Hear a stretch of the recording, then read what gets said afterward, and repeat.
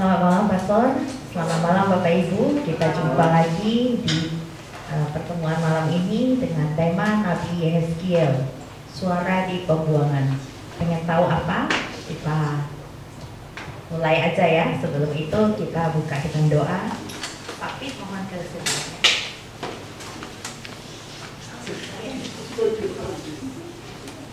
Mari kita angkat anak kepada Kristus. Dalam nama Bapa dan Putra dan Roh Kudus. Amin. Ya Bapa bertata dalam surga, kami terima kasih ya Tuhan karena pada malam hari ini kami berkumpul di sini untuk kami mendengar firman-Mu melalui pastor kami, Pastor Tony yang akan membawakan tema pada malam hari ini yaitu Nabi Yehezkiel. Ya Bapa, buka hati pikiran kami agar kami bisa menerima semua pemaparan dari Pastor Tony dan kami bisa mengerti lebih dalam mengenai firman-Mu. Ya Bapak, Engkau bersama dengan kami dari awal perjalanan hingga akhir nanti. Semoga apa yang kami dapatkan menjadi berkat bagi setiap orang. Semua doa ini kami sampaikan melalui perantara Kristus, Tuhan dan pengantara kami yang hidup dan berkuasa sekarang dan selama-lamanya. Amin. Nama Bapa dan Putra dan Roh Kudus. Amin. Silakan Pastor. Terima kasih banyak. Selamat ketemu saudara-saudari Bapak.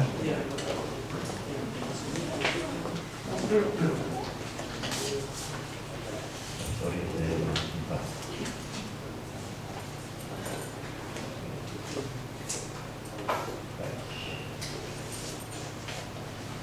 Nah, malam ini kita melihat Nabi besar yang ketiga, Yesaya. Kemarin kita lihat Yesaya, Yeremia, Yehezkiel, lalu 2 minggu lagi Daniel. Nah, minggu depan saya ikut retret, jadi bisa mendampingi saudara-saudara. Jadi minggu depan kita kosong, tapi 2 minggu lagi. Tanggal berapa sekarang? Sekarang tanggal 9, 23 nanti kita ketemu lagi, 23 malam untuk bicara dengan Daniel. Itu mungkin juga menarik karena dia banyak penglihatan. Baik, malam ini kita lihat Yehezkiel. Saya buat sini suara di pembuangan karena memang dia dipanggil Tuhan bukan di Israel tapi ketika sudah di pembuangan. Walaupun sebenarnya silakan masuk. Baru mulai, jadi belum ada ketinggalan. Di depan masih ada 3, di belakang juga ada.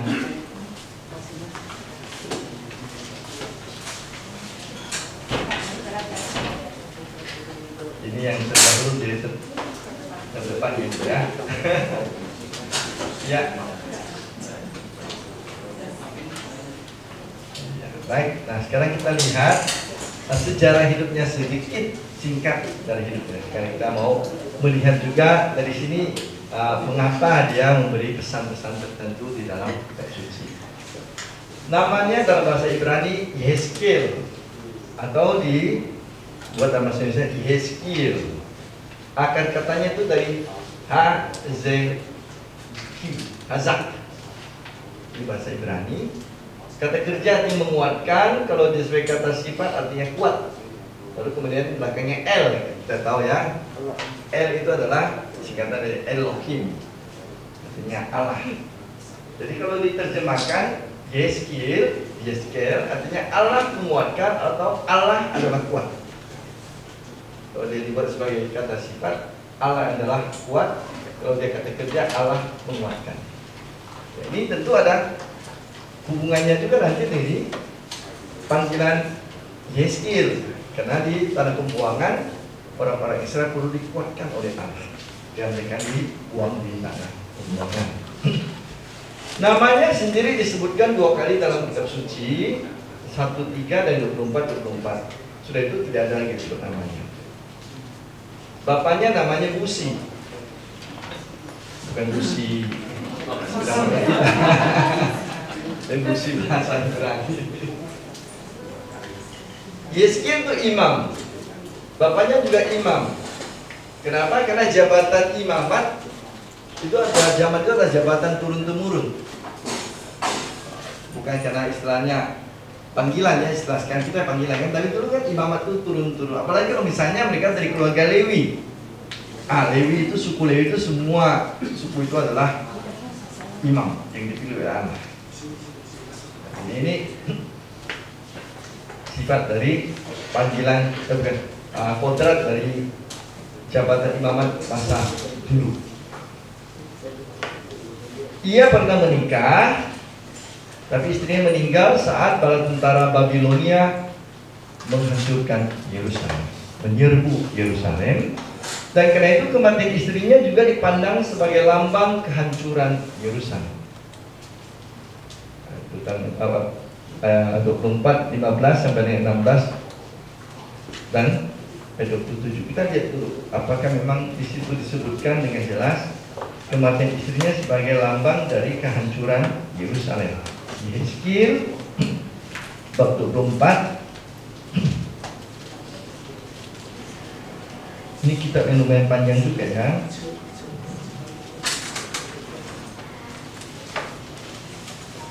Ayat 16. Ya, adakah disebut itu? Iya. 15, 16. Ada yang membacakan, silakan.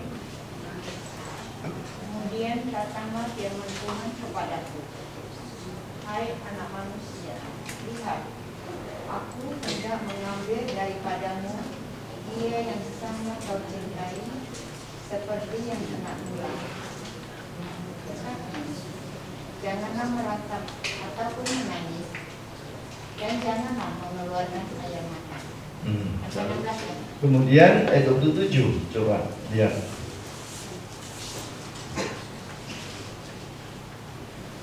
Loncat ke 27.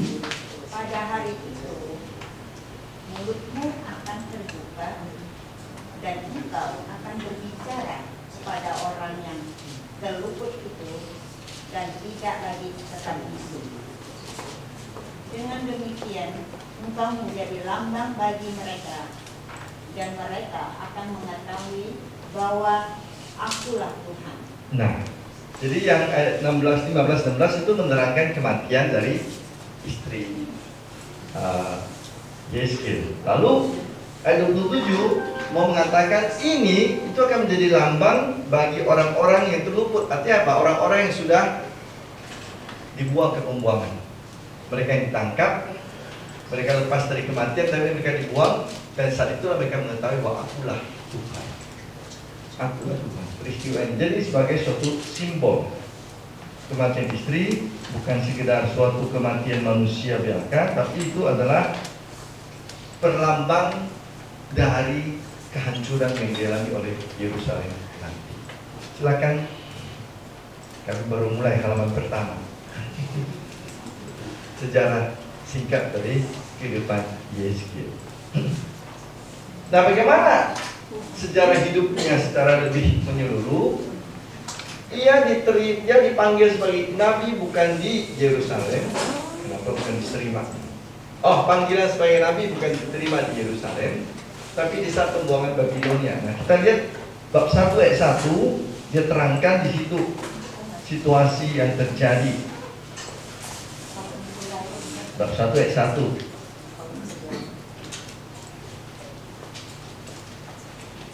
Pada zaman ke-30 dalam bulan yang keempat, pada tanggal 5 bulan itu, ketika aku bersama-sama dengan para buangan berada di tepi sungai Kebar, terbukalah langit dan aku melihat penglihatan tentang Allah.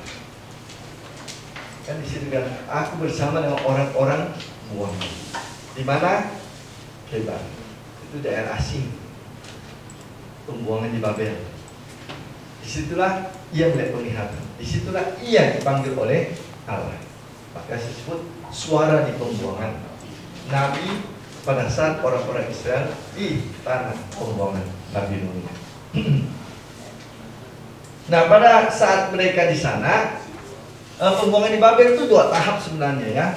Tahap pertama itu ketika menyerbu Yoyakim, Dan diangkatlah Raja Yoyakin dengan Yehezkiel dengan sekian orang ke tanah Babilonia. Tetapi Yerusalem waktu itu masih aman. Mereka hanya merampasi harta. Tembok belum dihancurkan. Mereka hanya mengalahkan melangkap Raja Yoyakin yang waktu itu sedang berkuasa. Lalu kemudian diangkatlah paman dari Yoyakin namanya Zedekia mengganti sebagai Raja boneka. Baru nanti itu tahun 596-998.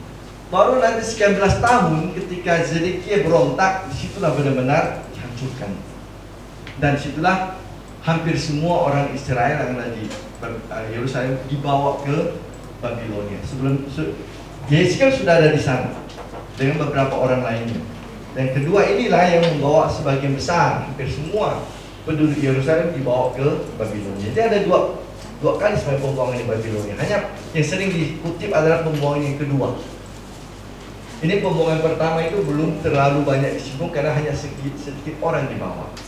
Dan kota Yerusalem belum dihancurkan, Bait Allah belum diruntuhkan. Yang kehancuran benar-benar adalah ketika kerajaan selatan dihancurkan tahun 586. Situ baru benar-benar seluruh kerajaan selatan habis. Nah, pada saat mereka sedang di pembuangan pertama inilah kita sebut, rumah Yehezkiel itu sering dipakai sebagai tempat pertemuan para penetua, kaum tua-tua. Nah, pertemuan-pertemuan inilah yang kemudian nanti akan menjadi cikal bakal yang namanya sinagoga. Jadi, sinagoga ini muncul pada zaman pembuangan. Sebelumnya itu belum ada sistem seperti itu. Ya, silakan.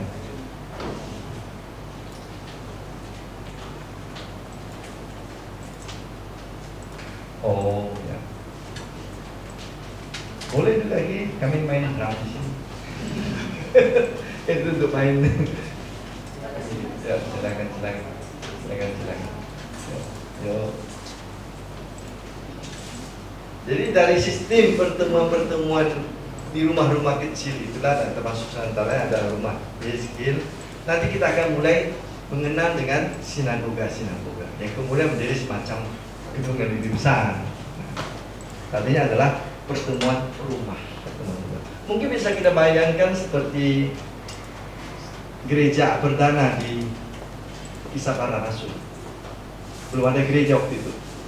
Orang Islam bertemu di rumah-rumah untuk memecah-mecahkan roh, Ekaristi di rumah-rumah. Jadi kira-kira demikian. Jadi rumah Yehezkiel menjadi bagian dari cikal bakal munculnya sinagoga dalam sejarah orang Israel. Apalagi setelah memang Bait Allah tidak ada lagi. Dan sampai sekarang tidak ada Bait Allah di Yerusalem, maka yang ada sekarang ada sinagoga di mana-mana. Termasuk yang gedungnya besar-besar. Sinagoga misalnya di Yerusalem ada, Tel Aviv ada yang besar-besar. Di Roma juga ada. Jadi kan masih menunggu Bait Allah dibangun kembali. Bait Allah yang ketiga disebut. Bait Allah pertama zaman Salomo. Bait Allah kedua zaman Herodes. Yang ini mereka bangun ini waktu pembuangan ini kembali tahun 53 sekian itu sebelum Masehi. Itu mereka bukan anggap sebagai Bait Allah yang sesungguhnya. Kenapa? Karena masih sangat kasar. Tidak bisa menyamai seperti yang zaman Salomo. Jadi yang dianggap sebagai perbaikan kecil-kecilan. Sempat sudah hancur, oke kita sekarang bangun kembali, kita taruh ini kita bentuk kembali. Tapi tidak dianggap sebagai sungguh-sungguh Bait Allah yang megah. Maka mereka tidak sebut Bait Allah kedua. Setelah pembuangan itu, mereka anggap perbaikan Bait Allah. Bait Allah kedua baru mereka akui pada zaman Herodes itu yang dibangun 46 tahun. Masih ingat dalam Injil Yohanes 46 tahun orang bangun Bait Allah ini. Kau mau menghancurkannya 3 hari?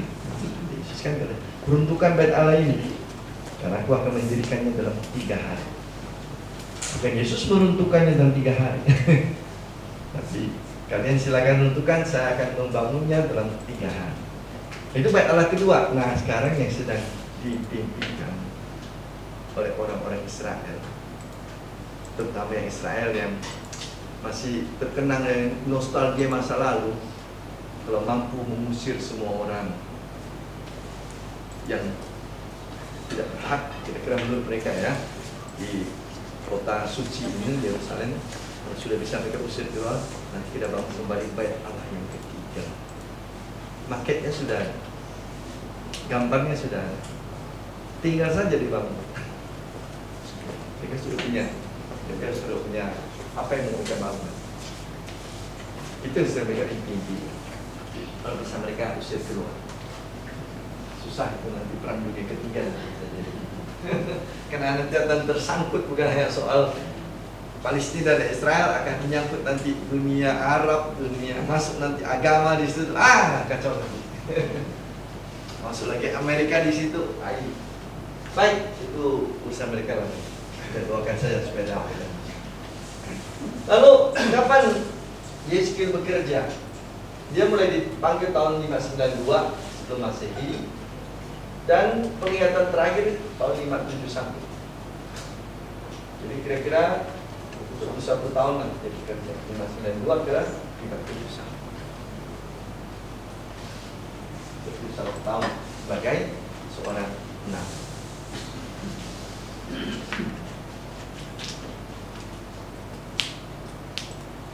Pada zaman Yeskil, kita lihat situasi yang terjadi pada bangsa Israel.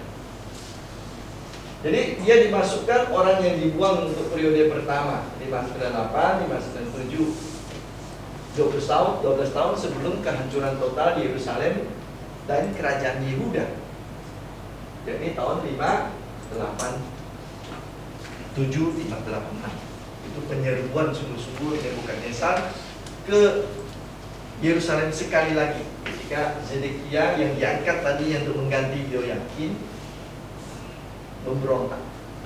Jadi ikut dalam pembuangan periode pertama ini adalah Raja Yoyakin. Dia memang kena imbas dari bapaknya Yoyakim. Bapaknya namanya Yoyakim. Yoyakim ini permulaan mau melawan Raja Nebukadnezar. Lalu kemudian ketika diganti oleh Yoyakin, saat itulah datang Nebukadnezar menaklukkan Yerusalem.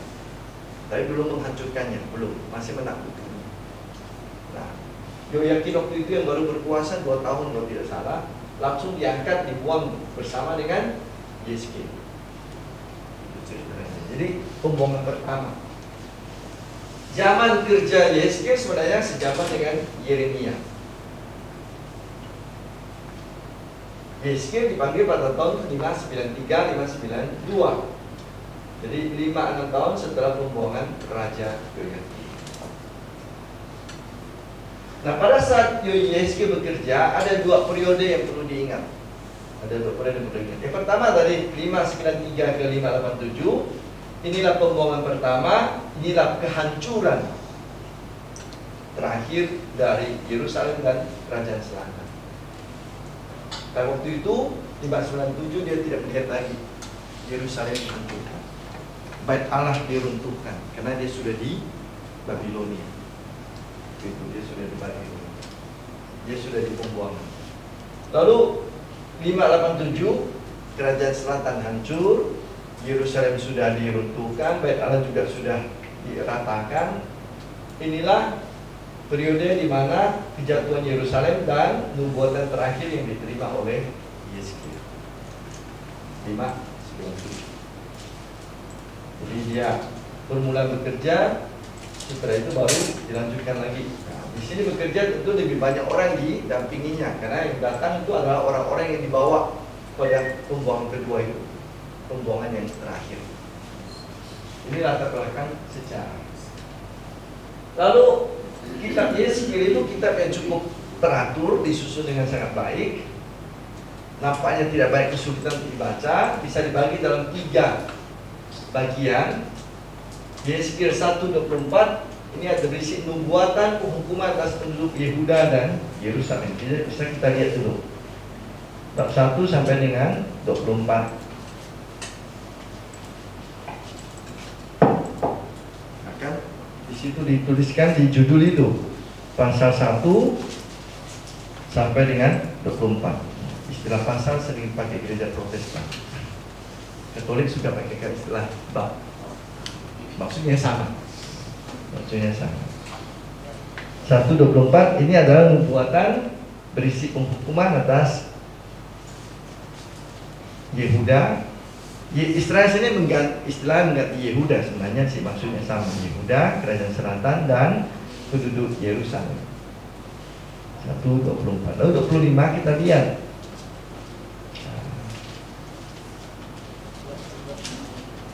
Nah, 25 sampai dengan 32 sama. Ini menghukum bangsa-bangsa asing. Jadi ini tetap, yang pertama ini internal nih. Kalian bersalah, berdosa, maka Allah akan menghukum kalian. Lalu kemudian Allah juga akan menghukum orang-orang yang menindas kalian, orang-orang yang berbuat jahat pada kalian. Jadi Allah tidak sungguh-sungguh membenci orang Israel. Dia hanya mengingatkan kesalahan kalian tuh membawa kejatuhan kembali kepada kerajaan selatan. Tapi Allah tetap akan juga melindungi kalian. Maka mereka yang berbuat jahat pada kalian akan dihukum. Inilah bab 25 sampai dengan 32. Bangsa-bangsa asing, artinya bangsa-bangsa yang menjadi musuh orang Israel. Nah, setelah menggambarkan bagaimana Allah tetap memihak orang-orang Israel sekarang di tanah pembuangan, nanti kalian akan mendapatkan keselamatan kembali. Jadi selalu ada pengharapan. Nabi itu walaupun membawakan suara Tuhan yang keras, kadang-kadang berisi ancaman hukuman, tetap di bagian akhirnya ada selalu pengharapan akan keselamatan. Jadi 35 sampai 48 adalah nubuatan keselamatan untuk bangsa Israel. 33 sampai 39 bagian pertama berisi tentang kehancuran musuh-musuh Israel. Lalu bagian 40 sampai 48 perbaikan kembali bait Allah dan kultus, liturgi, persembahan, aturan-aturan ibadatnya. Jadi ini bagian terakhir dari bab 3 kitab Yeskiel berisi hal-hal yang membahagiakan yang kita sebut keselamatan. Yang ada Pak? Jadi ini salah ketik nomornya ini 33 atau 35 nih? Dan detik dulu 33 ya? 33 sampai 39. Nah, di situ saya lihat ada tipe nampaknya ini.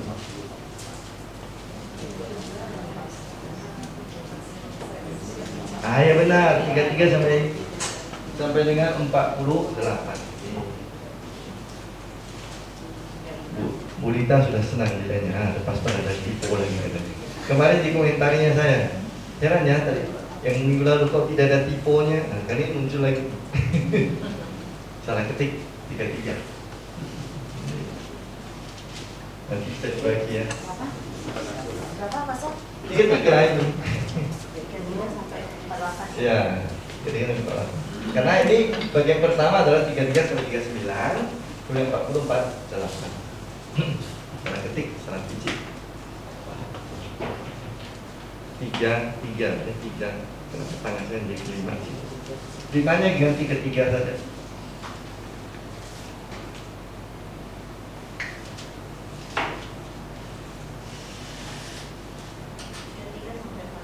Iya, oke, terima kasih.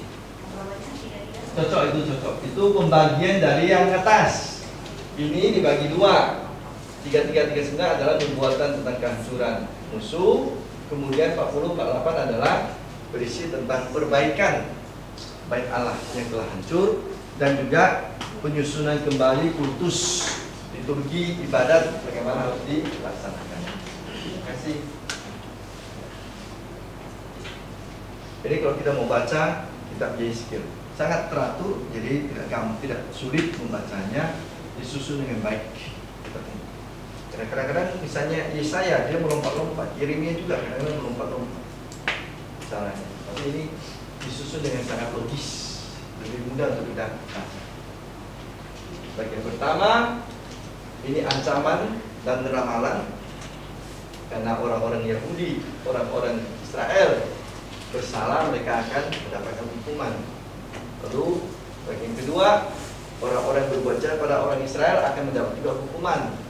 Yang ketiga, ramalan keselamatan, di mana sungguh-sungguh musuh dihancurkan dan perbaikan kembali bait Allah yang telah runtuh, serta liturgi dan ibadah. Nah, kita lihat sekarang secara sekilas. Di malam ini bisa lebih cepat selesai. Jam 8 mungkin sudah selesai. Wow, kabar gembira.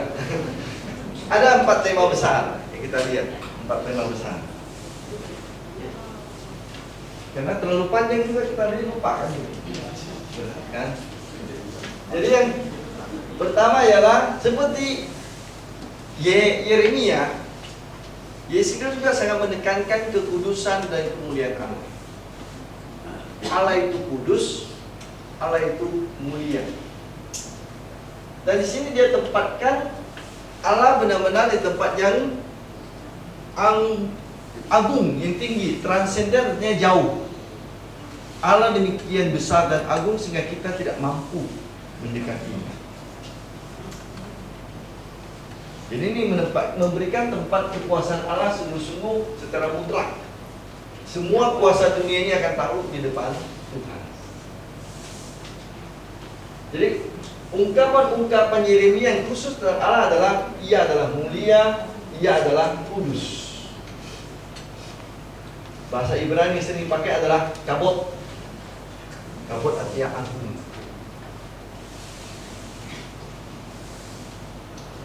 Kemuliaan.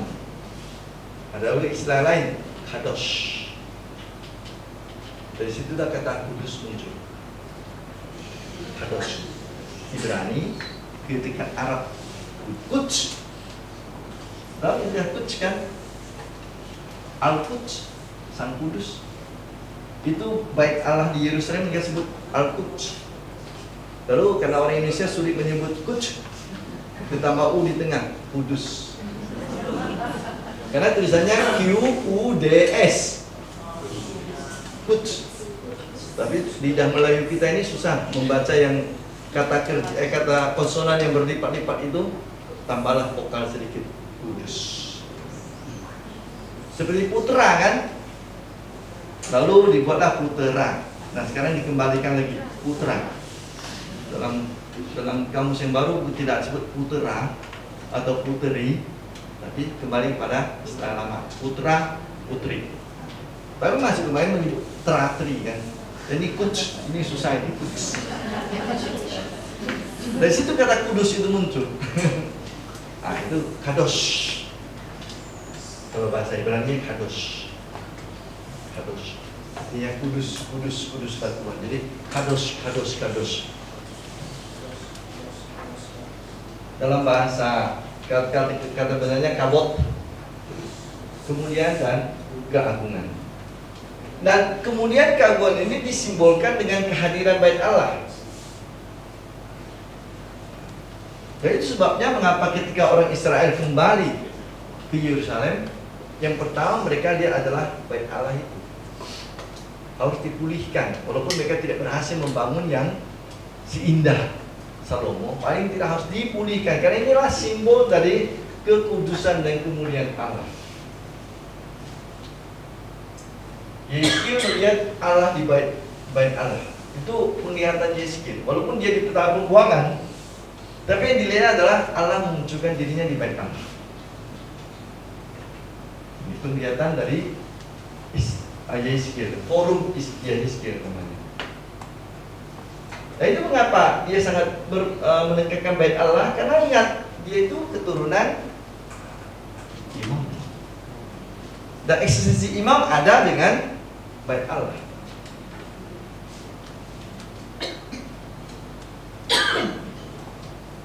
Sebelum pembuangan ke bait Allah atau sebelum kehancuran itu ya, kita ingat kembali sebelum kehancuran bait Allah Herodes, Pihak mana yang lebih berkuasa di mahkamah agama? Saduki atau Farisi?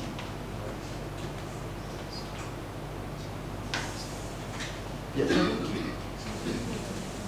Karena pihak Saduki adalah pihak yang datang dari keturunan imam-imam Bait Allah. Sebelum kehancuran Yerusalem tahun 70 zaman Yesus, yang sekarang loncat ke zaman Yesus, untuk menekankan bagaimana imam dan Bait Allah itu adalah suatu hal yang berkaitan erat.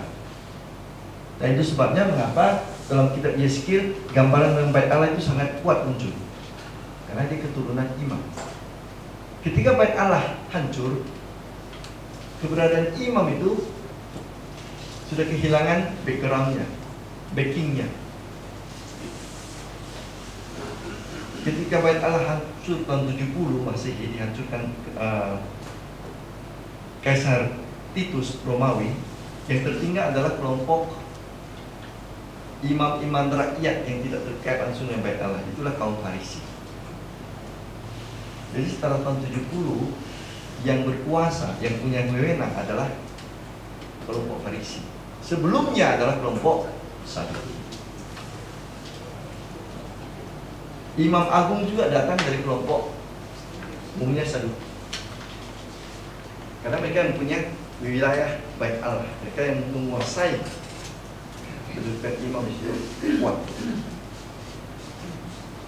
Setelah kehancuran Bait Allah tahun 70, tidak ada Bait Allah, maka yang mempunyai pengaruh lebih dekat adalah kelompok-kelompok Farisi. Jangan heran kalau dalam kitab suci yang ditulis oleh Matius, Lukas, dan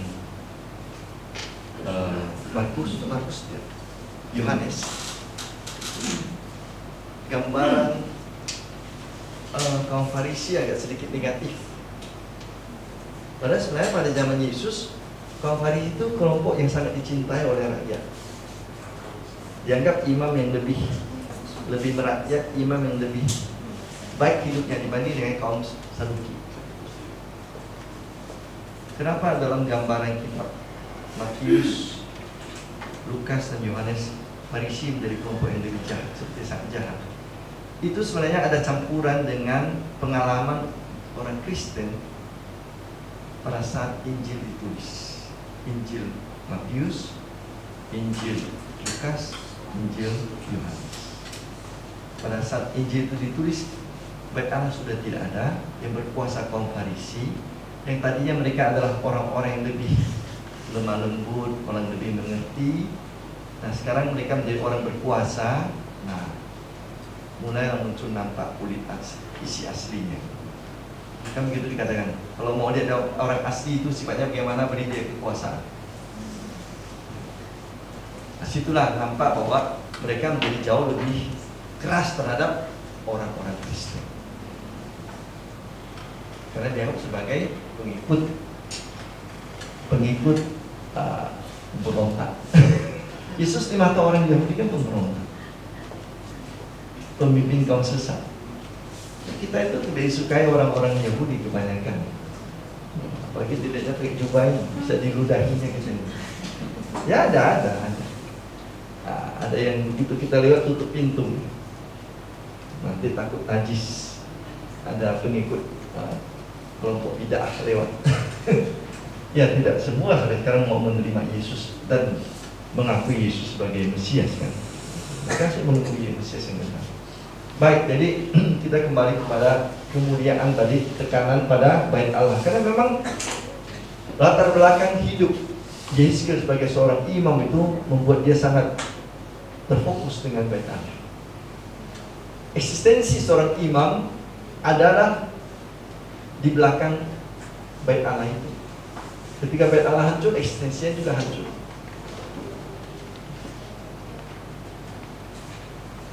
Jadi ini di sini dilihat Bait Allah sebagai tempat tinggal nama Allah.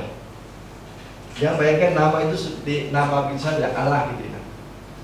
Karena untuk orang-orang Yahudi itu kudus. Maka mereka tidak pernah menyebut YHWH itu. Mereka tidak akan sebut itu.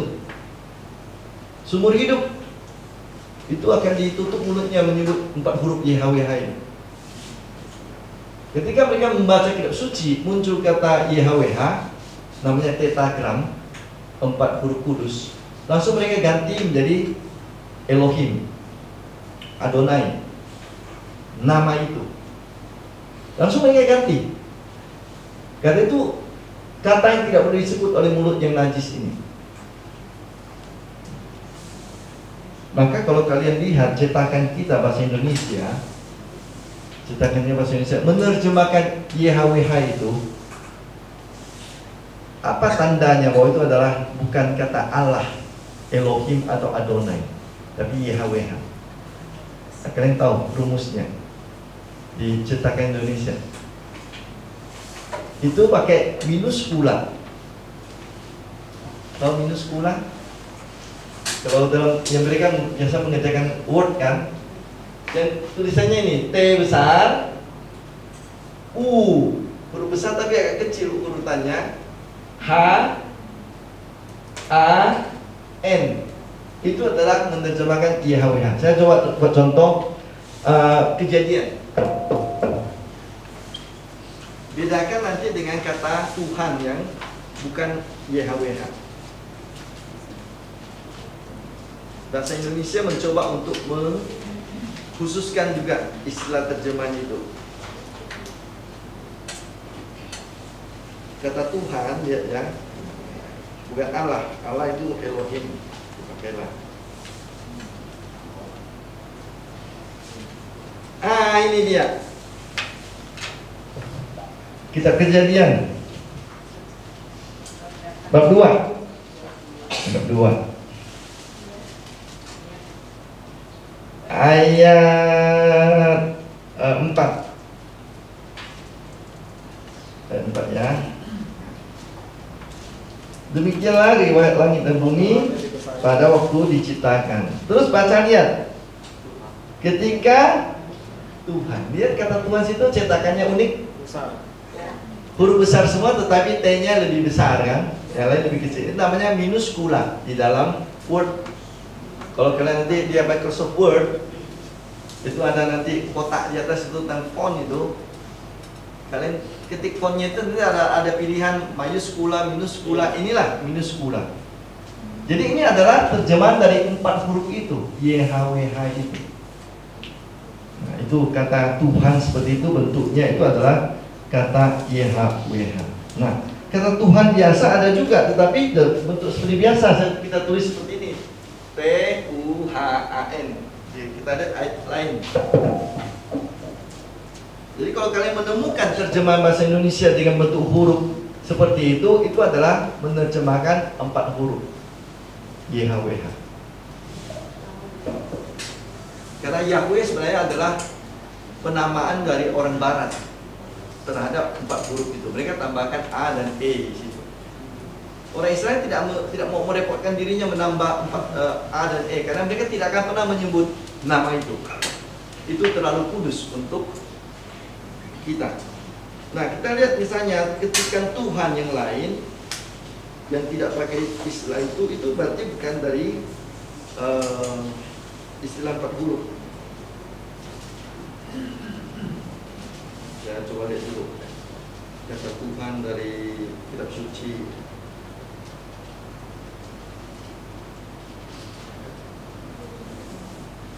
Bisa kalian juga lihat apakah ada ketikan kata Tuhan yang berbeda dengan bentuk minuskula itu.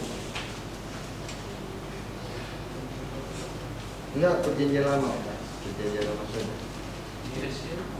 Ya, sekira ada ya? 33. Sebentar. Itu agak jauh sih, tapi oke lah. 33 atau 23. Yes.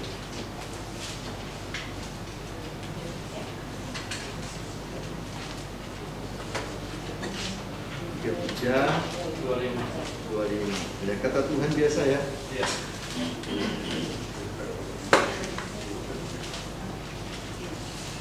Di atasnya 25 di angka 25 kecil. Nah, ini kontras kali ini.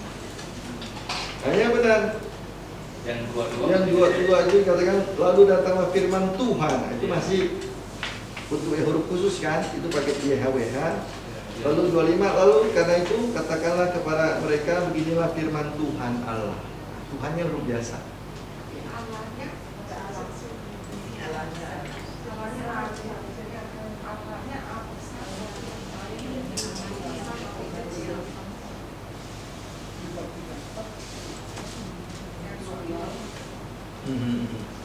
Tapi Allah itu tidak berhubungan dengan apa? Dengan 4 huruf itu. Jadi kalau kalian menemukan, misalnya juga ya lihat ayat 30 ayat 10, 33 ayat 10 kan, di situ dikatakan juga Tuhan huruf kecil. Gitu. Ayat 10. Baik, itu hanya sekedar informasi tambahan saja. Mengapa dikatakan sini kata nama? Itu yang saya mau sebut. Nama untuk orang Israel bukan sekedar tulisan. Nama untuk orang Israel adalah, terutama nama Allah, adalah pribadi Allah itu sendiri. Ya, untuk kita juga bisa sebenarnya sama. Kalau anak kecil sedang berkelahi, misalnya ya, lalu kita tulis nama orang tuanya itu, nama bapakmu itu. Iya, kita kan langsung merasa bahwa memang bapak kita yang dipijakkan itu. Ini sebenarnya perasaan yang sama. Jadi ini secara manusiawi, apalagi yang ini sebagai yang lebih ilahi. Ini bapakmu pijak-pijak. Terus naik darah gitu kan. Walaupun badan kita kecil langsung kita tubuh. Walaupun tahu kan yang kalah. Itu membela kehormatan. Nah ini bukan kehormatan lagi, membela kekudusan dan kemuliaan Allah.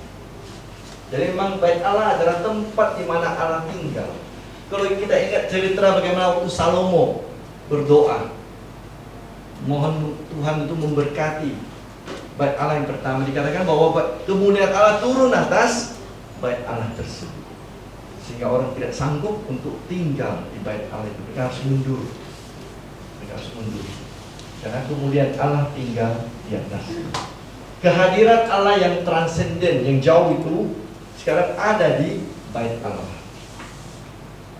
Jadi karena itu Israel diminta untuk sungguh-sungguh menghormati bait Allah. Karena bukan sekedar bangunan tempat orang berdoa, tapi Allah sendiri tinggal. Dan itu disimbolkan dengan apa? Tabut perjanjian yang dibawa ke peti perjanjian itu yang berisi dengan 2 loh batu, katanya tongkat Musa, dan apalagi tradisi sih mengatakan dulu ada 2 loh batu, ada tongkat Musa. Dari mana mereka bisa menyimpan tongkat Musa? Padahal tuh Musa sudah mati kan? Tidak ada yang tahu kuburannya. Mungkin sebelum naik dia tinggalkan tongkatnya ya. Nah ini tongkat tuh, pegang aja, saya mau naik gunung Nebo. Tradisi dan tradisi. 2 loh batu. Yang kedua, kenapa yang kedua?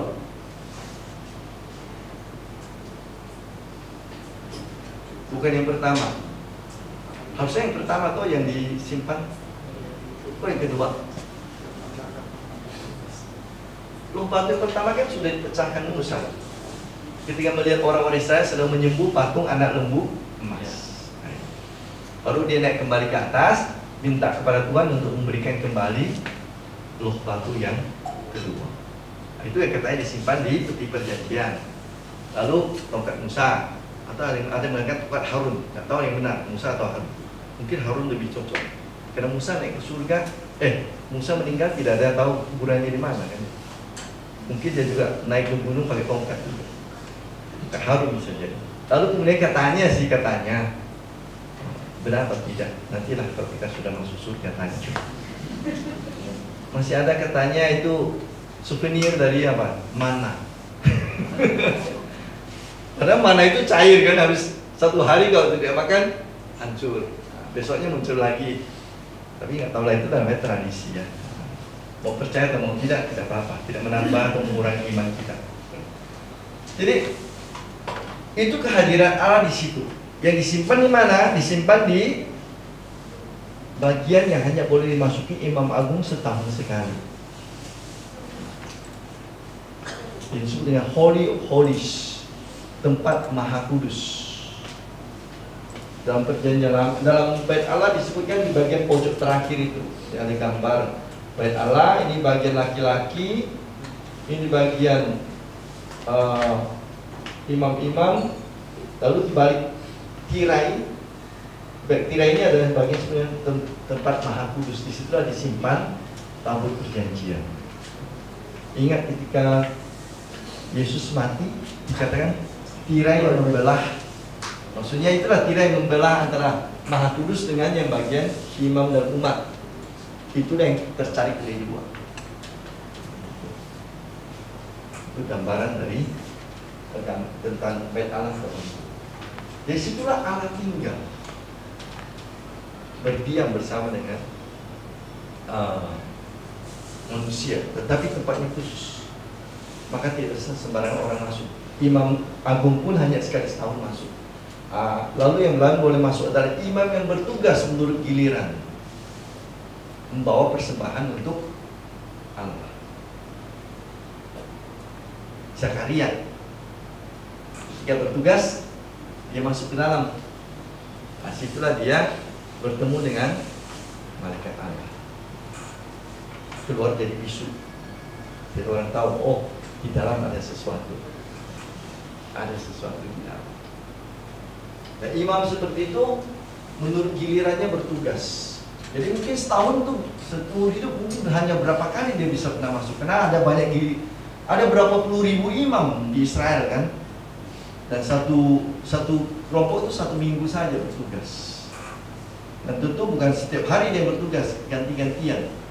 Jadi seorang imam seumur hidup mungkin hanya pernah berapa kali bisa masuk ke tempat itu.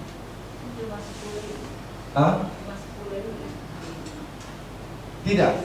Suku Lewi otomatis jadi imam, kemudian juga nanti keturunan Harun juga. Harun imam juga. Lalu ada lagi imam dari kelompok Zadok. Dari situ kata Saduki itu muncul. Saduki itu adalah keturunan dari Imam Agung Zadok. Jadi kelompok Saduki adalah keturunan dari ini, Imam Agung Zadok, Imam besar Zadok. Jadi ada berapa kelompok imam sebenarnya, tetapi yang otomatis jadi imam ke arah suku Lewi. Tapi ada juga keturunan imam dari kelompok Harun, kelompok Zadok. Jadi ada beberapa kelompok imam sebenarnya. Jadi Israel diminta untuk tidak menajiskan nama Allah dengan ketidaktaatan mereka. Kembali juga nanti seperti di Yeremia, dosa Israel adalah dosa pemberontakan. Kita akan masuk di situ nanti sebentar. Jadi ketika kamu tidak taat kepada perintah Tuhan, melanggar perintah Tuhan, berarti kamu menajiskan nama Allah. Ini tema yang pertama. Karena Allah adalah yang kudus, yang mulia, maka harus selalu dihormati dengan terutama juga memperhatikan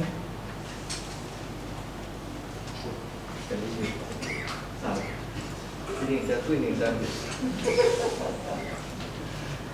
Yang tema kedua, dosa berarti mencemari kekudusan Allah. Kalau dalam pembicaraan kita yang lain sebelumnya, Yesaya dan Yeremia, dosa itu lebih sering pada ketika orang berbuat tidak adil, memeras. Ketika orang memperlakukan sesamanya dengan cara yang kejam. Itu pada tatanan keadilan sosial dan moral sosial. Tapi Yeskiel karena latar belakangnya imamat, maka dia sering kaitkan doa dengan dosa dengan melanggar kekudusan Allah. Nah, ini. Pelanggaran kultus, pelanggaran liturgi, tata cara.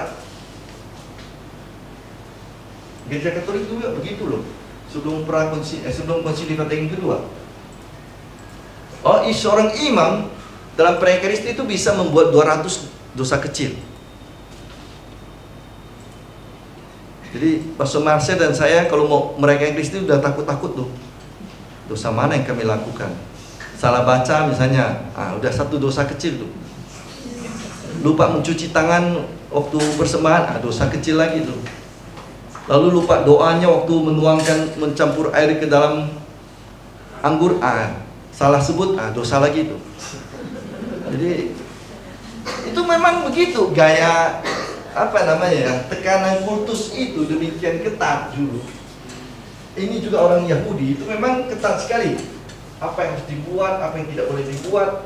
Nah itu kalau salah dibuat maka itu akan jadi dosa. Jadi sangat menekankan kultus liturgi. Walaupun tetap memperhatikan soal moral sosial, tetapi itu tidak sekuat inilah. Dua-duanya memang masih tetap dalam perhatian Yeskiel, tapi ini lebih ditekankan. Waktu berlutut sudah tidak sampai ke tanah kakinya itu, lututnya itu udah termasuk dosa kecil tuh. Jadi Pastor Marcel tidak bisa beralasan karena kuku jari saya itu sakit. Kalau ditepuk dari bawah itu harus dipaksa. Hari-hari dia agak susah berlutut karena ujung kukunya itu kena ujung jempolnya itu. Jadi turunnya itu agak 40% gitu atau 50%. Artinya memang sungguh-sungguh harus diperhatikan segala yang serba sempurna.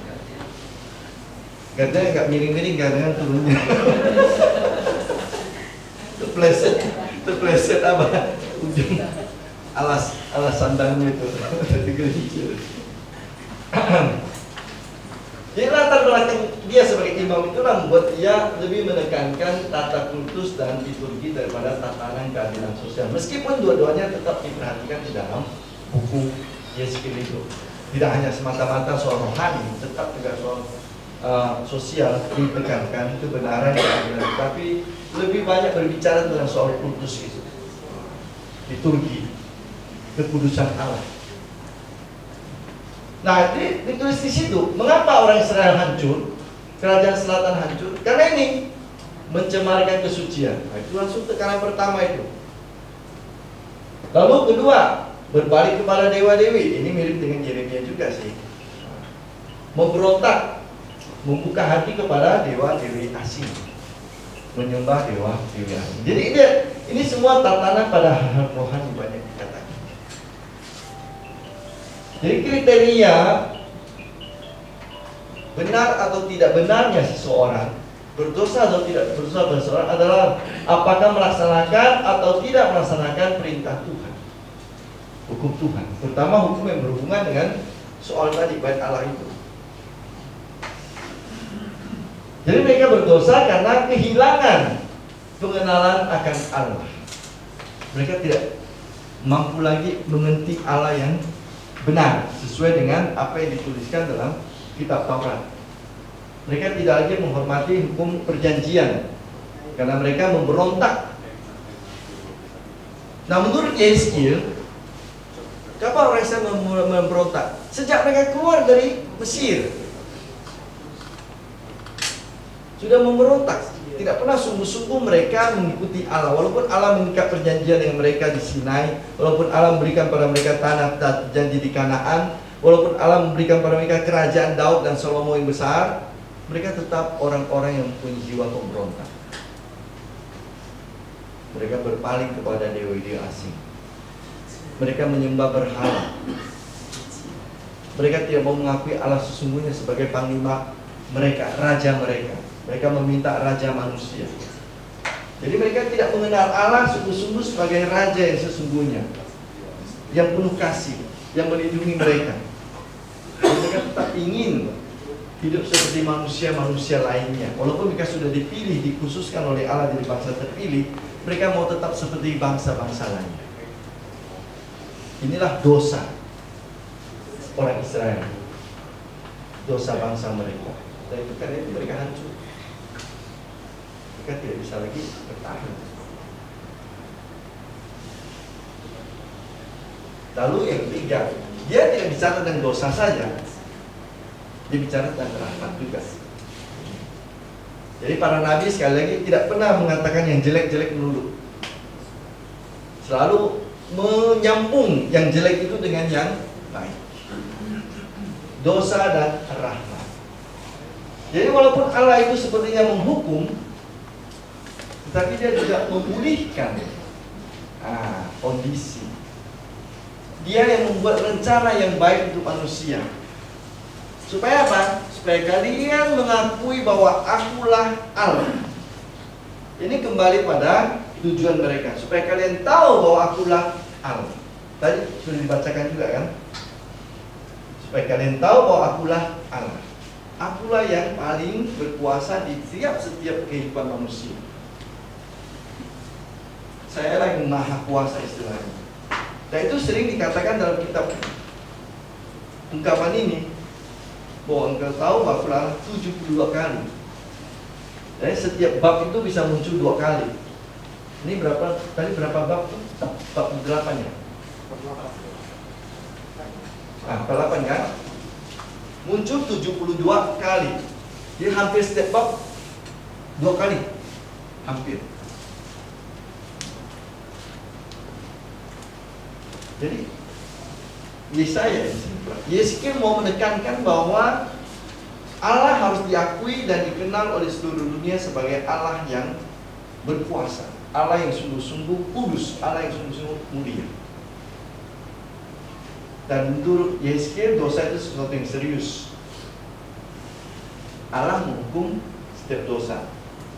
Dan dalam gambaran Yeskiel agak berbeda dengan gambaran Hosea misalnya kita dengarkan dari pagi atau bacaan-bacaan hari ini. Hosea, Allah yang lemah lembut, yang membujuk orang dari padang gurun. Dalam kitab Yeskiel, Allah lebih nampak Allah yang menghukum keras. Karena mungkin itu tadi, dia melihat bahwa orang Israel cenderung memberontak terus menerus, tidak mau taat kepada Tuhan, maka dia akan membuat Allah yang lebih keras muncul.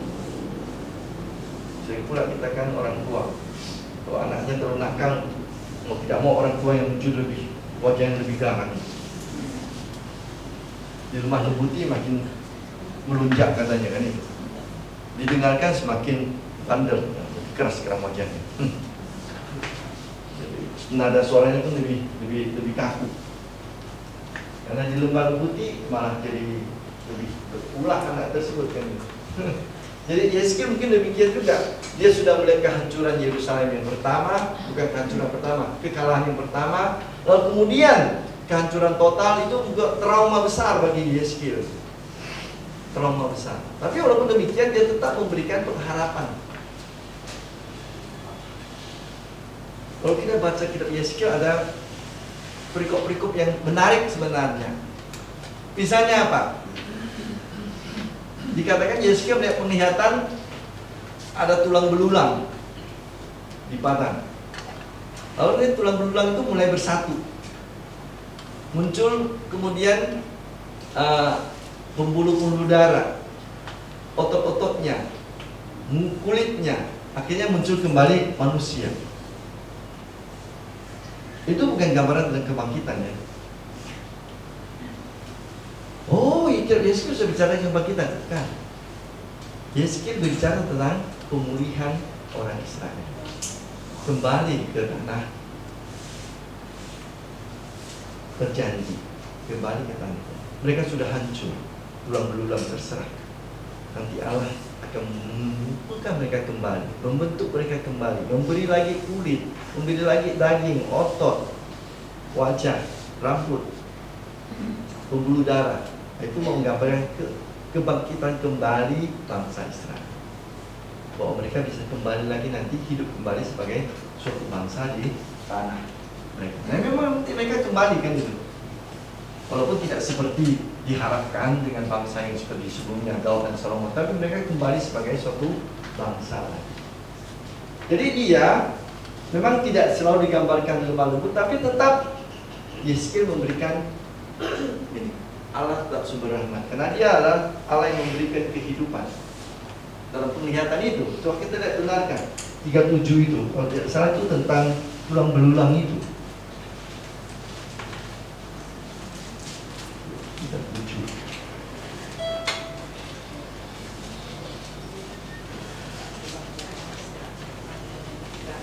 Apa itu di situ?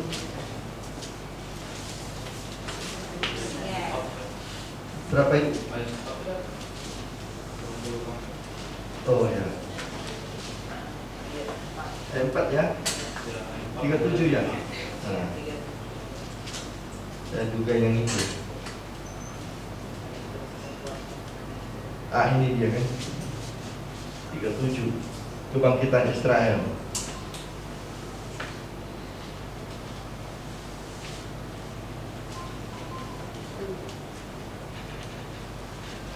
Ayat berapa? 1-14 yang ada kan di situ kan, tentang tulang-tulang yang muncul itu. Karena ini satu perikop. Tapi dia juga memang menggambarkan kemarahan Tuhan kepada orang Israel. Dan perumpamaan yang dikatakannya itu agak kasar lah di telinga kita. Coba lihat dulu 34 mungkin ya sekiranya agak kasar.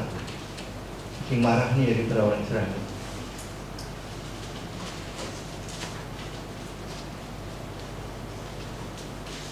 Bukan 30.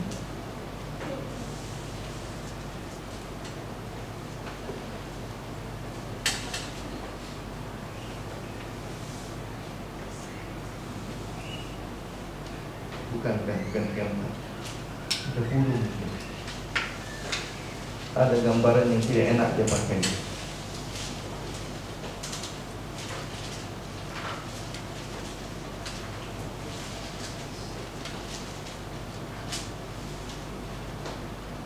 Saya agak lupa di bab mana itu.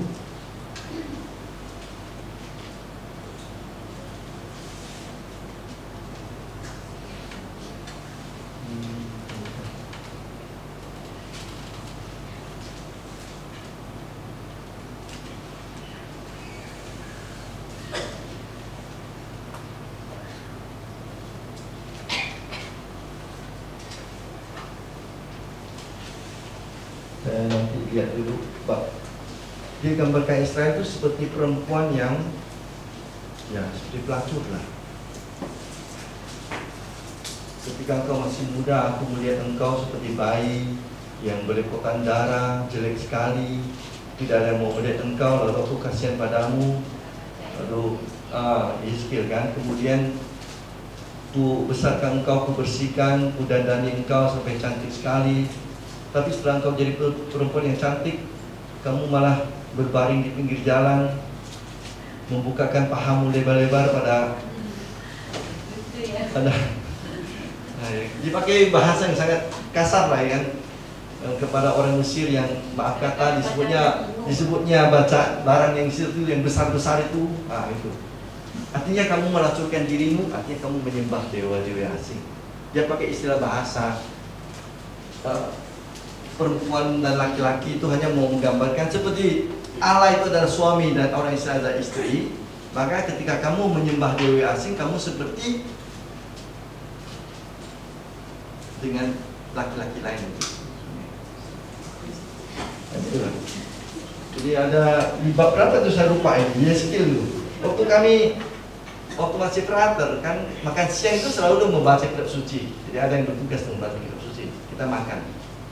Satu orang baca sekian bab sampai selesai, baru dia makan belakangan. Gitu.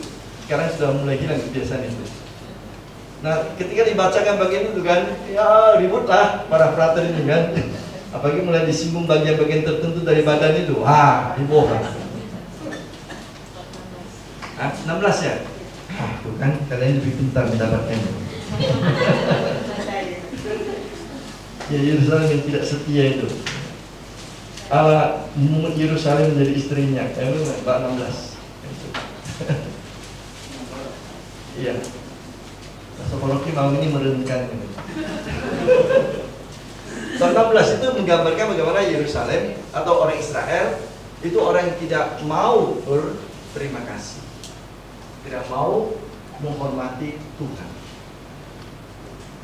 Jadi dikeras di situ. Keras di sana. Tapi sekali lagi inilah Nabi ya. Semua kekerasan, semua ancaman itu dimaksudkan supaya nanti orang Israel itu kembali menyesal dan mendapatkan rahmat penebusan. Tadi gambar bagaimana orang Israel itu dipulihkan dari kerangka-kerangka kering itu menjadi manusia kembali. Mereka bangsa yang sudah hancur, mereka dipulihkan kembali menjadi bangsa Israel di tanah terjadi. Nah, setiap sifat pemberontakannya, manusia tetap diberi kesempatan untuk menjadi kudus, untuk bertobat. Allah tetap murah hati karena Dia selalu orang yang setia pada perjanjian. Yesaya 36 menggambarkan Allah selalu setia pada perjanjian. Walaupun manusia itu tidak selalu mau setia, tidak selalu hidup kudus, Allah yang kudus selalu setia. Dan itu datang dari inisiatif Allah, bukan karena kebaikan manusia. Manusia walaupun berusaha sering jatuh dalam kesalahan. Allah yang berinisiatif, Allah yang mendekati, Allah yang memberikan kesempatan, Allah yang memberikan peluang. Itulah rahmat yang terjadi dalam teologi Yeskiel. Di balik dosa selalu ada rahmat. Kata Rasul Paulus, apa istilah Rasul Paulus dalam surat kepada umat di Roma?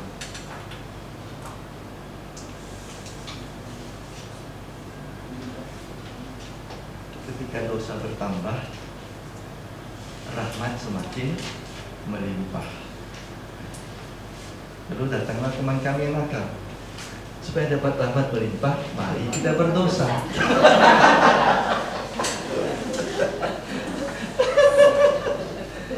Dibalikannya kalimat itu. Nah, logika sesat ya. Logika sesat. Itu. Jadi Yeskiel tetap membawakan kembali wajah Allah yang, walaupun dia gambarkan Allah itu keras, Allah itu mengancam, Allah itu menghukum, tetapi baliknya tetap Allah itu berinisiatif datang untuk memperbaiki manusia. Lalu sesuatu yang menarik ini yang hati-hati, jangan kita dibawa pada akar rumah keluarga. Hati-hati dengan istilah pohon keluarga. Yeskiel menekankan ulang seperti Yeremia, setiap orang bertanggung jawab atas perbuatannya sendiri. Kesalahan seseorang bukanlah menjadi tanggungan dari keluarganya. Anaknya bukan anaknya, istrinya, bukan suaminya, bukan keponakannya atau cucunya atau kakeknya. Setiap orang bertanggung jawab atas kesalahannya sendiri. Jadi dosa itu tanggung jawab pribadi, bukan diturunkan turun-temurun. Memang dalam perjanjian lama sebelumnya dikatakan, aku akan menghukum engkau sampai pada keturunan ketiga dan keempat. 10 perintah Allah menyebut demikian loh. Tapi itu gambaran dulu ketika orang Israel atau bukan orang Israel. Ini tergantung kepada soal sosiologi. Sosiologi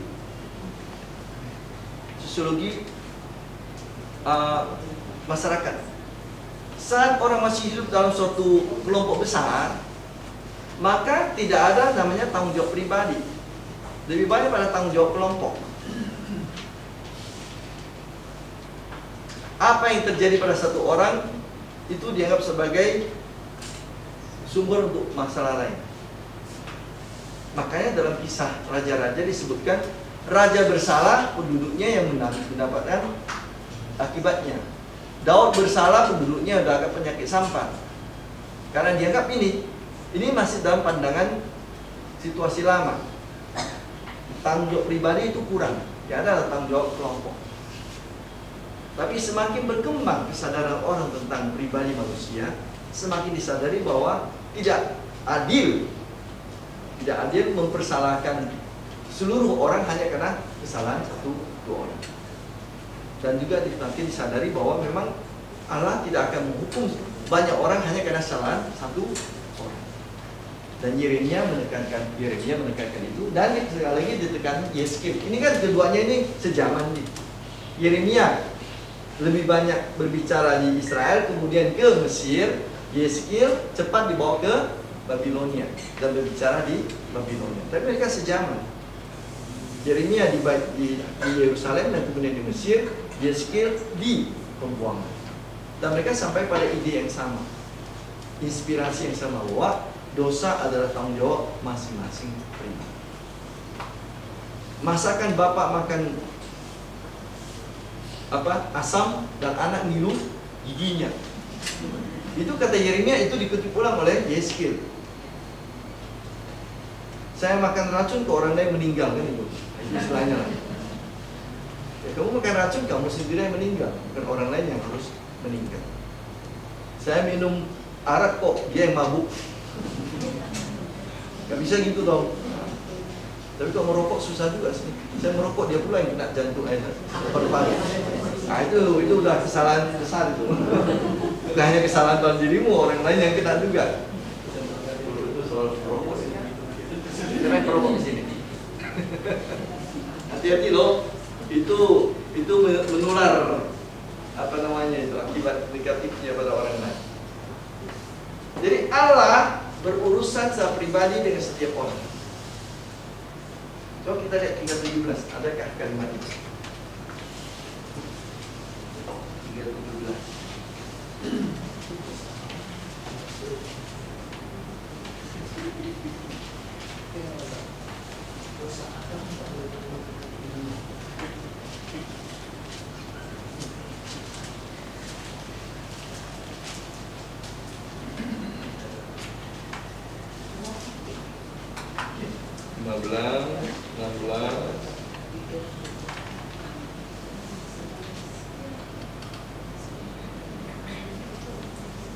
Tidak disebutkan apa yang langsung ya. Coba 18, 19, 20.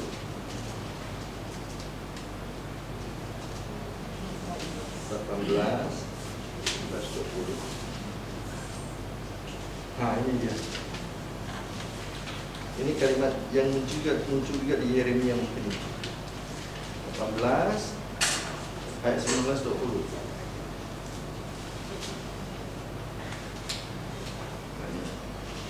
Bacakan. Tetapi kamu berkata, mengapa anak tidak turut menanggung kesalahan ayahnya? Karena anak itu melakukan keadilan dan kebenaran, melakukan semua ketetapanku dengan setia, maka ia pasti hidup. 19, 20. Orang yang berbuat dosa itu yang harus mati. Anak tidak akan turut bertanggung jawab menanggung kesalahan ayahnya, dan ayah tidak akan turut menanggung kesalahan anaknya. Orang benar akan menerima berkat kebenarannya, dan kefasikan orang fasik akan tertanggung atasnya. Jelas. Jadi tidak ada hubungan dosa dan tanggung jawab baik anak maupun orang tua. Itu baru hubungan yang paling dekat, apalagi yang lebih jauh itu.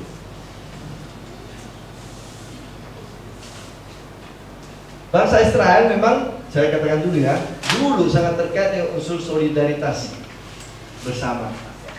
Namun sejak zaman Yeremia dan Yeskil, urusan kesalahan dan dosa menjadi masalah pribadi. Jadi tidak lagi dikaitkan Yeremia yang itu, Yeskil juga menyinggung soal itu. Jadi demikian, orang Israel harus ingat, harus berani berevolusi, mengganti cara pikir mereka. Apa cara pikir mereka? Tidak bisa lagi kembali ke masa lalu. Oh, kami itu dulu bangsa terpilih loh, orang tua kami begini-begini, keturunan kami begini-begini, kami menjadi besar karena begini. Itu masa lalu. Masa sekarang gimana kalian hidup? Tidak bisa mengandalkan dulu orang tua saya begini, kakek saya begini, nenek saya begini. Sekarang cara hidupmu bagaimana? Ini yang harus kamu pertanggungjawabkan, bukan kebaikan orang tuamu, nenek moyangmu yang kamu agung-agungkan. Seolah-olah itu akan melekat pada dirimu terus. Kamu yang bertanggung jawab atas dirimu. Jadi kalau kamu berdosa, maka berkat dari nenek moyangmu ya tidak bisa tinggal pada dirimu. Inilah istilah dosa warisan itu pelan-pelan dikikis. Walaupun pada zaman Yesus masih tetap ada orang berpikiran seperti itu. Ingat pada waktu Yesus menyembuhkan orang yang buta. Yohanes bab 9. Coba lihat Yohanes bab 9. Itu sampai zaman Yesus masih ada berpikir soal itu. Dan bukan zaman Yesus, zaman kita juga. Anak ini kenapa nih dosa bapaknya ini? Kenapa ini? Karena kakeknya begini. Yohanes 9 dia orang buta itu kan. Lalu apa dikatakan oleh kalimat dari murid-muridnya atau orang-orang?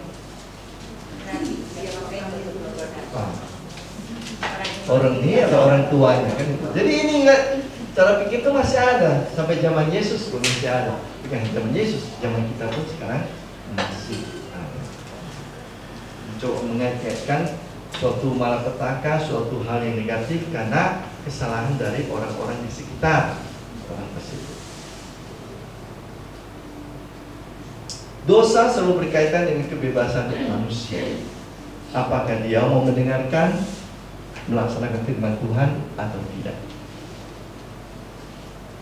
Inilah tekanan yang baru dari Yeskiel yang kurang lebih sama dengan Yeremia untuk memotong ini pandangan keliru tentang tanggung jawab kelompok dan tanggung jawab pribadi. Tema-tema ini. Nah, sekarang apa yang bisa kita pelajari dari Yeskiel? Yeskiel sangat menekankan penghormatan pada Allah yang kuat dan mulia, Allah yang maha tinggi. Nah, ini mungkin juga bisa membuat pikiran kita. Kadang-kadang kan kita sangat berpikir tentang Allah itu begitu dekat, Allah itu begitu baik, Allah itu adalah Bapa, sehingga kita mungkin lupa menghargai Allah itu memang sesuatu yang memang di luar sebenarnya kita. Bukan di luar, arti apa? Dia jauh lebih agung dari kita. Sehingga unsur penghormatan kita kepada Tuhan kadang-kadang agak tipis.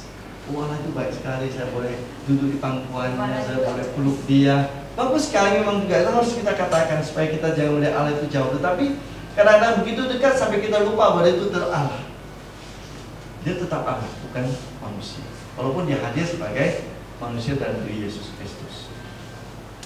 Tapi jangan membuat kita lupa menghargai, menghormati dia itu sungguh-sungguh tetap Allah yang jauh melampaui kita. Jadi kekuasaan Allah yang maha tinggi dan maha kuat itu harus tetap. Kita boleh memeluk Allah sebagai pencipta kita, tetapi dalam konteks untuk mengerti dia sebagai seorang Bapa yang mau kita kembali bertobat kepada.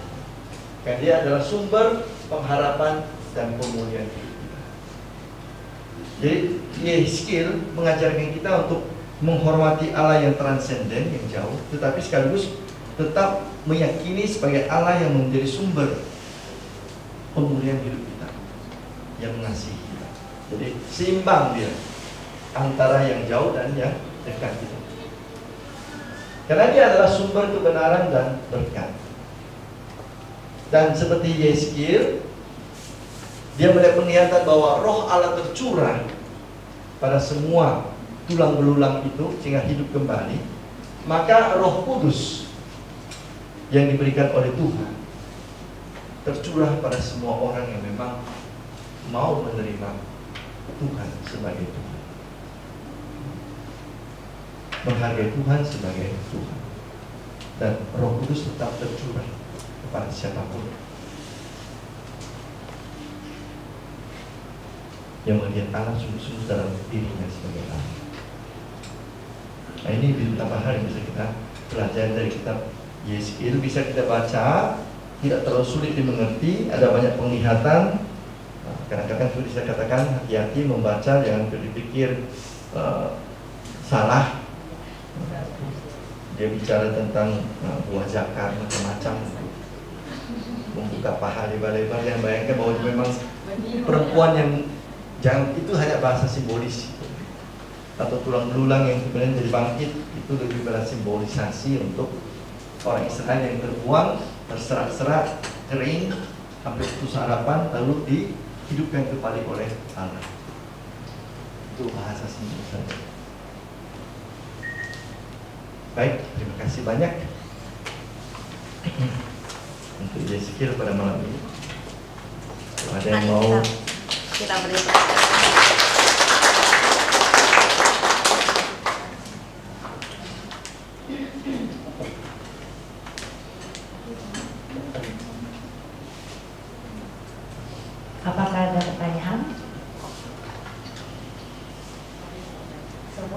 tersenyum nih, kayaknya banyak yang mau tanya nih.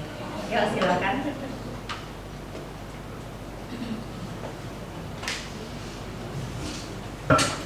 Terima kasih Romo.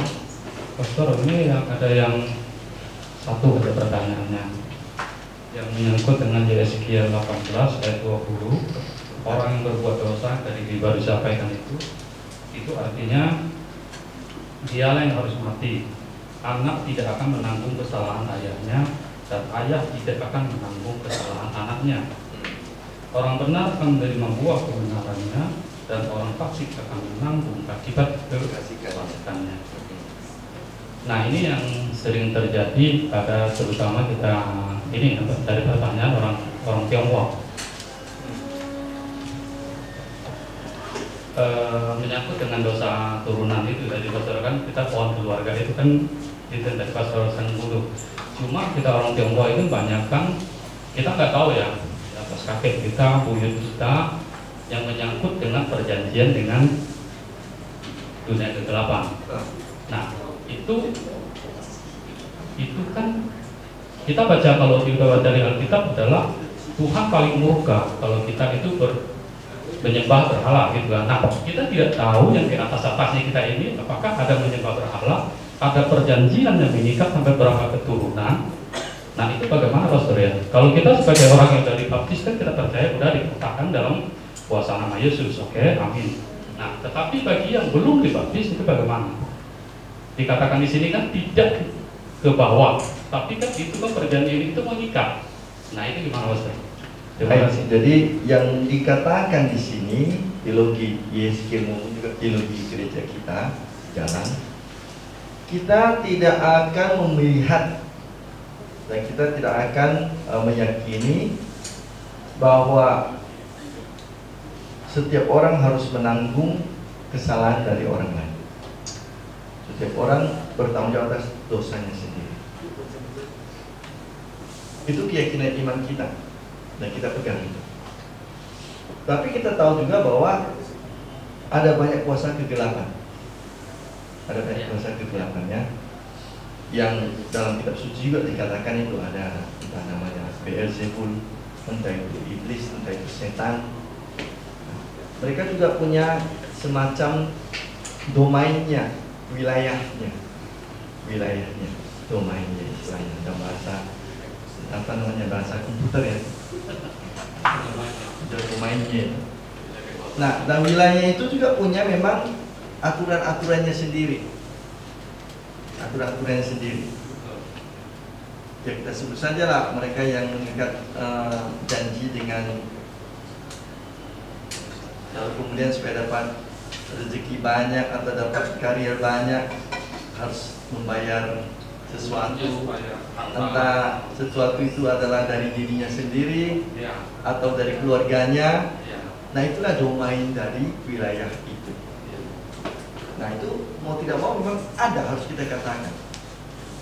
Tapi bahwa saya bersalah bukan karena dosa saya, itu harus bukan karena dosa orang tua saya, tapi itu domain dari yang terjadi di kelompok itu akan mempengaruhi.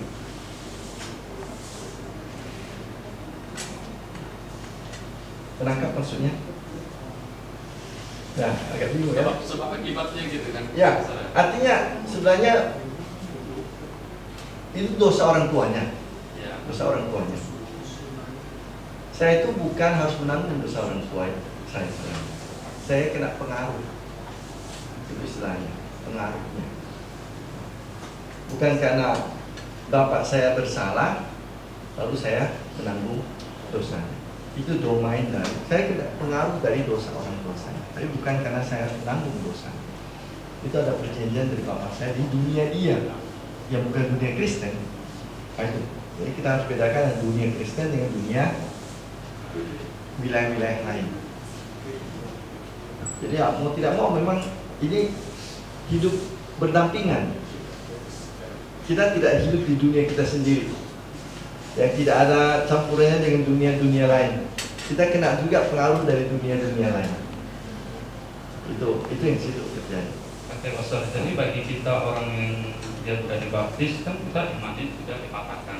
Berarti sebetulnya untuk yang dulu kan ada pohon keluarga juga, nggak perlu lagi sebetulnya. Ya sebenarnya kita harus sadari bahwa kalau kita sungguh meyakini kita masing-masing bertanggung jawab atas kesalahan kita, maka kita juga memang tidak usah terlalu terpengaruh dengan katakanlah istilah-istilah dari kesalahan nenek moyang kita, kesalahan dari bapak kita atau kakak kita atau kakek nenek kita. Itu tidak ada hubungan langsung dengan hidup kita. Kesalahan mereka akibat langsungnya adalah pada diri mereka. Tapi karena kita hidup berdampingan, kita tak bisa melepaskan total ini dari kejadian yang ada di sekitar kita. Tapi kita yakin bahwa saya karena mengalami ini bukan karena kesalahan dari orang tua saya, bukan kesalahan dari kakek nenek saya. Thank you, baik. Ada lagi?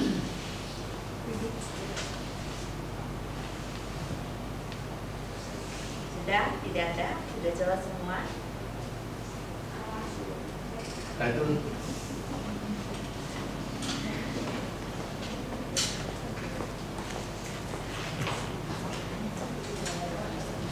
Terima kasih. Maaf ya Pastor ya, masih melanjutkan yang pertanyaan yang pertama. Mungkin oke, dalam skala misalnya tuh, kalau sekarang efek dari perbuatan yang sebelumnya itu efeknya ke turunan. Artinya gini, kalau saya pengalaman mungkin ini ya, melihat banyak juga orang Katolik yang mungkin punya masalah mendapatkan gangguan atau apa, tapi kemudian didoakan, dan oleh orang yang memang mungkin punya karunia, dia melihat bahwa dia bisa merasa misalnya ya, kalau dari nenek moyangnya ini mungkin ada seorang dukun atau apa. Nah, yang turunan ini dia dipaksa juga untuk menjadi dukun, tapi karena dia sudah Katolik, dia melawan mati-matian, dia nggak mau. Tapi efeknya itu ada. Oke, dia mungkin tidak menanggung dosa, tapi efeknya dia rasakan. Jadi akhirnya ketika dia doakan, karena harus diputuskan pohon keluarga. Dan yang melakukan itu juga rata-rata adalah imam. Jadi apakah ini juga bertentangan dengan iman Katolik kita yang pada umumnya seperti itu? tadi saya sudah katakan, kita ini dunia Kristen yang tidak mengakui banyak hal seperti yang dilakukan oleh banyak yang lain. Tapi kita tidak bisa melepaskan diri kita dari keberadaan ragam dunia kita ini. Jadi ada pengaruh yang masih ke dunia kita. Tapi harus tetap ingat prinsip tadi. Kesalahan setiap orang ditanggung setiap orang. Tapi bahwa kita terkena imbas dari keberadaan yang lain itu harus diakui. Imbas itu ada. Jadi solusinya bagaimana? Ya, oke. Karena kita beriman pada Tuhan, maka kita mohon bantuan dari Tuhan untuk menghilangkan, mengurangi, melepaskan imbas itu. Dan itu kita percaya Tuhan itu bekerja untuk itu, membantu kita melepaskan diri dari imbas-imbas, dari pengaruh-pengaruh di sekitar kita itu. Tapi bukan berarti bahwa saya itu memang mengakui bahwa saya menanggung kesalahan dari orang lain saya. Tapi saya kena imbas dari keberadaan itu memang harus ada. Terus dikakui itu ada. Jadi bukan berarti bahwa saya mengikuti pandangan mereka, bukan. Tapi saya itu ada imbasnya. Karena kita hidup sosial. Dunia kita dunia sosial. Artinya dunia kita saya berkait.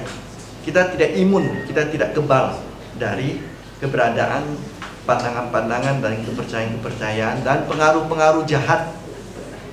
Eksistensi dunia itu ada, memang ada. Ya Tuhan sendiri mengatakan ada dunia kegelapan, dunia terang, kan itu. Ada Tuhan, ada iblis, ada setan. Ada penghulu setan lagi, bukan hanya ada setan, ada penghulunya lagi. Jadi bahwa itu memang dunia itu ada yang bisa bekerja dengan caranya sendiri dan kena kepada kita, harus dikatakan imbas itu ada. Maka memang kita bisa sebagai orang beriman yang percaya pada Yesus, mohon supaya Tuhan membersihkan kita, melepaskan kita dari kaitan-kaitan imbas tersebut. Jadi kita tidak melanggar apa-apa dari iman kita. Tapi kita mohon supaya Tuhan membantu kita memang dibersihkan dari imbas-imbas pengaruh-pengaruh itu. Jadi tidak ada kaitan dengan kita mengakui bahwa dosa seseorang mempengaruhi dosa orang, harus ditanggung orang lain. Kan itu. Lalu kembali ke Yehezkiel bab 1 ya. Bab 1 ayat ke-10. Muka mereka kelihatan begini. Ini penglihatannya Yehezkiel. Oh iya, oke. Keempatnya mempunyai muka manusia di depan, Ya. muka singa di sebelah kanan, muka lembu di sebelah kiri, dan muka raja wali di belakang. Ya. Sama persis dengan Itu yang dipakai dalam simbol 4 Injil. Jadi ini juga maksudnya mengacu kepada Penglihatan Yehezkiel. oh, Yang 4 Injil itu mengambil bagian dari penglihatan Yehezkiel. Nah, ada muka singa, muka manusia atau malaikat, muka sapi atau lembu, dan muka raja wali. Itu diambil oleh bapak-bapak gereja. Lalu mereka berarti, oh muka singa, karena apa? Markus itu bicara tentang pesan Allah yang keras, seperti singa yang garang. Dan Yesus mulai bekerja di padang gurun. Hewan mana yang berkuasa di padang gurun, padang rumput? Singa. Nah, itu. Jadi kait-kaitkanlah. Ada cocokologi juga di situ sedikit. Ya, para bapak gereja juga seperti kita ada cocokologinya sedikit. Raja Wali, kenapa? Karena Yohanes itu idenya itu sangat tinggi tentang Yesus. Kalau kita baca tentang Yesus agak bingung ya baca Injil Yohanes kan. Aku dan Bapa adalah satu. Kalimatnya itu agak sulit mengerti. Nah, teologi Yohanes itu teologi yang tinggi seperti apa? Raja Wali terbang tinggi. Tuh. Lalu yang sapi bagaimana nih? Oh, Lukas. Lukas itu mulai dengan cerita di mana bait Allah dan persembahan bait Allah adalah sapi. Lalu sapi digambarkan juga binatang yang lemah lembut. Dibanding kerbau, sapi lebih lembut toh. Nah, kenapa? Dalam Injil Lukas bicara Allah yang lemah lembut, yang penuh kasih. Lalu ini bagaimana nih tentang manusia nih, wajah malaikat nih? Matius bicara mulai dari sisilah manusia Yesus. Jadi ada sedikit cocokologi di situ. Dia jangan heran, memang empat simbol itu dipakai oleh 4 penginjil. Ya. Itu diikuti ulang nanti kitab Wahyu. Ya. Hanya kitab Wahyu mengubah sedikit, bukan 4 orang dan 4 wajah, 1 orang dengan 4 wajah. Jadi depan begini, samping kiri begini, samping kanan begini, samping belakang begini. Itu ya, itu beda-beda apa namanya cara penulis kitab suci menggambarkan simbol itu. Ada lagi?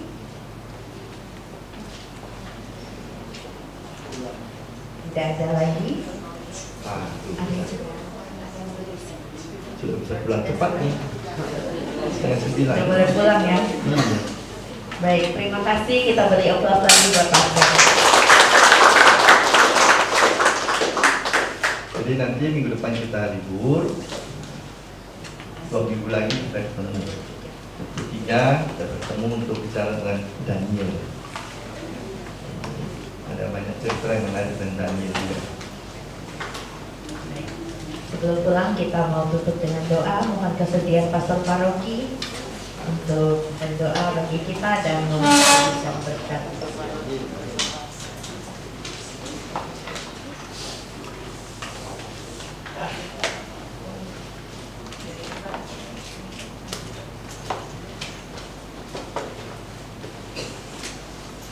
Dalam nama Bapa dan Putra dan Roh Kudus, amin.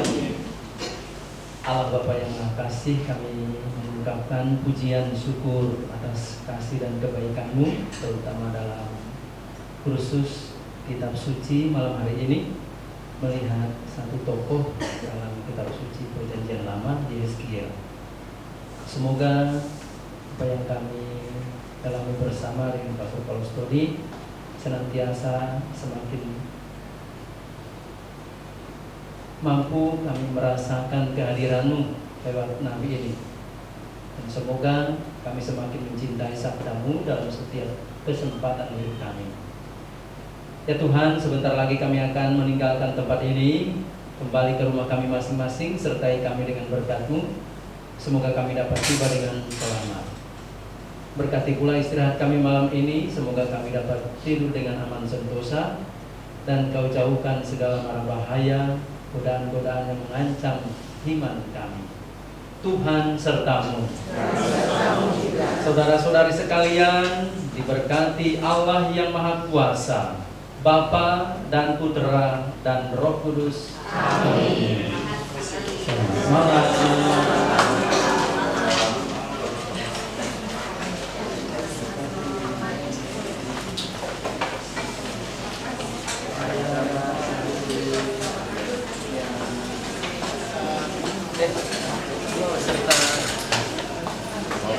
Mana peserta yang satu lagi? Peserta pendamping.